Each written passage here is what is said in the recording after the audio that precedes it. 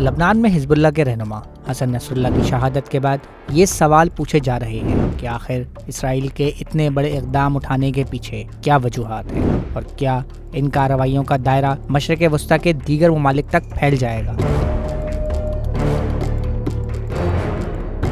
किसी ने एंटिसिपेट नहीं किया था कि इजराइल इतनी जल्दी और इतनी शिद्दत से, स्पेशली जो अक्टूबर 7 के बाद गाजा के अंदर उसकी फेलियर्स हुई हैं, इजराइल की लगातार फेलियर पे फेलियर होती रही है। उसने इतना तशद्दुद करने के बावजूद भी वो जो उसके की ऑब्जेक्टिव्स थे, जिसमें से हमास की गाजा की लीडरशिप को, जिसमें याया सिनवार साहब शामिल थे, उनको हटाना मौजूद था।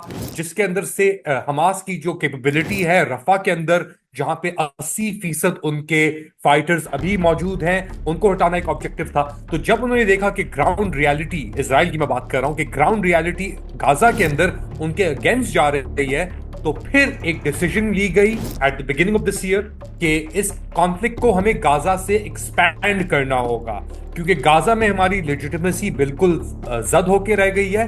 तो इसलिए हमें इस कॉन्फ्लिक्ट को लबनान का ईरान की तरफ लेके जाना पड़ेगा और ममालिक इन सीरिया के अंदर फॉर एग्जांपल। और मेजर टारगेट जो आया, क्योंकि आप याद रखें हिजबुल्लाह ने अक्टूबर 8 से रॉकेट्स चलाना शुरू कर दिए थे नॉर्दर्न इजराइल के ऊपर, लेकिन इस साल की शुरुआत से यानी जनवरी से लेके अब तक उसकी तादाद में और मिकदार में और कंसिस्टेंसी में बहुत इजाफा हो गया था। तो इसके बाद 2 से 2.5 लाख इजरायली जो शमाली इजराइल के अंदर मुकाम पजीर थे, रिहाइश पजीर थे, उनको वहां से नकल मकानी करके और जगहों पे जाना पड़ा। उसने एक और एडिड प्रेशर डाला इजराइल के ऊपर। पहले तो प्रेशर गाजा के अंदर वैसे ही मौजूद था कि गाजा से लोग नकल मकानी करके सेंट्रल जा चुके थे।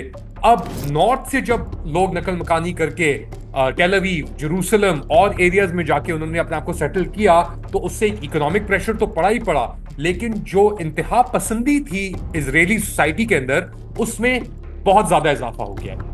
और ये डिसीजन यानी कि एक मिसकैलकुलेशन थी ना, अगर आप देखें, अगर आप ये मानते हैं बात को कि ईरान, हिजबुल्लाह और हमास एक मिली भगत का हिस्सा थे जो अक्टूबर 7 को प्ले आउट हुई, तो एक तरीके से एक कैलकुलेशन ये थी कि यार जो स्टेटस को इजराइल मेंटेन करना चाह रहा है पिछले सेकंड इंतिफादा से 20 साल से, वो स्टेटस को अनटेनेबल है।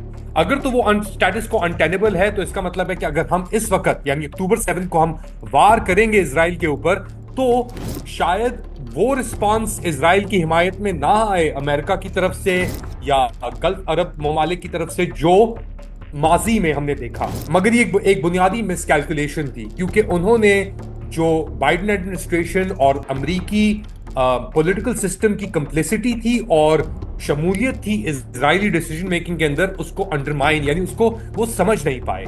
और इसलिए जब अक्टूबर 7 को अटैक हुआ और फिर नेतन्याहू साहब गाजा में घुसे और वहां पे उन्होंने तबाही की, और उस तबाही के फेलियर के बाद एक तरीके से एक इन्फ्लेक्शन पॉइंट आया इस पूरी कार्रवाई के अंदर। वो आया इस साल के शुरू में कि कैलकुलेशन ये थी यार कि वो ये तो हार गए गाजा में, तो अब इनको अब अपना हम चाहते हैं कि एक्सपैंड करें, ये अपने आप को और स्ट्रेच आउट करें।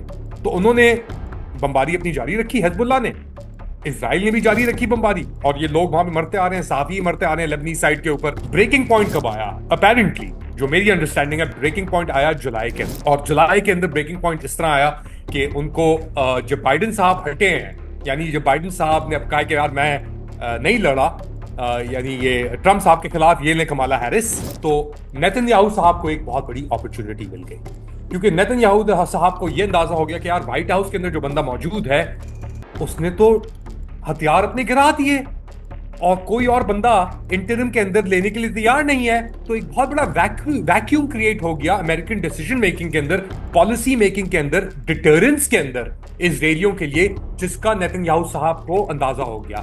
और उन्होंने कहा कि भाई यही मौका है, क्योंकि अगर अभी मैंने इंटरव्यू नहीं किया जुलाई से लेकर अब तक, और आप 31 जुलाई से लेकर अब तक अगर आप देखें इंटेंसिटी, पहला जो सीनियर लीडर मिला था फुआद मरा था, जो हिजबुल्लाह का, वो जुलाई के अंदर मारा था उन्होंने।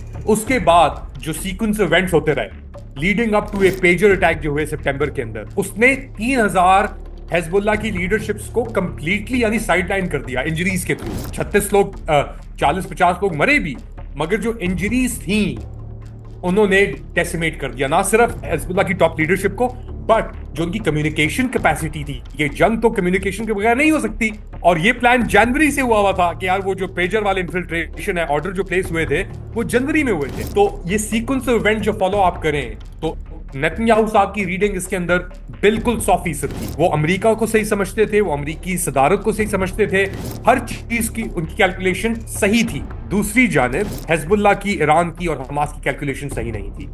वो समझ रहे थे कि यार इजराइल आइसोलेट हो जाएगा।